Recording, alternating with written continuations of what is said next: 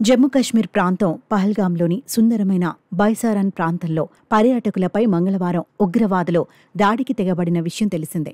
ఉగ్రవాదులు కాల్పులకు తెగపడగా పర్యాటకులంతా భయంతో పరుగులు తీశారు. కాని ఒక్కరు మాత్రం ఉగ్రవాదులను ధైర్యంతో ఎదుర్కొన్నాడు. పర్యాటకులపై కాల్పులు జరిపేందుకు సిద్ధమైన ఉగ్రవాదులను అడ్డుకునేందుకు ప్రయత్నించాడు. వారితో కొద్దిసేపు వీరోచితంగా పోరాడాడు.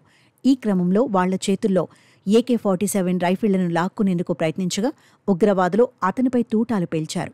దీంతో అతడు అక్కడికక్కడే ప్రాణాలు కోల్పాడు. అతడి పేరు సయ్యద్ ఆదిల్ హుస్సేన్ షా. హుస్సేన్ పహల్గాంలో గడ్డి మైదానానికి తన గుర్రంపై పర్యాటకులను చేరవేస్తాడు. వచ్చిన డబ్బుతో కుటుంబాన్ని పోషిస్తున్నాడు. వృత్తిలో భాగంగానే పర్యాటకులను సయ్యద్ ఆదిల్ హుస్సేన్ షా తీసుకువచ్చాడు. ఉగ్రవాదులు దాడికి ప్రయత్నించడంతో వారిని రక్షించే ప్రయత్నంలో సయ్యద్ ప్రాణాలను కోల్పాడు.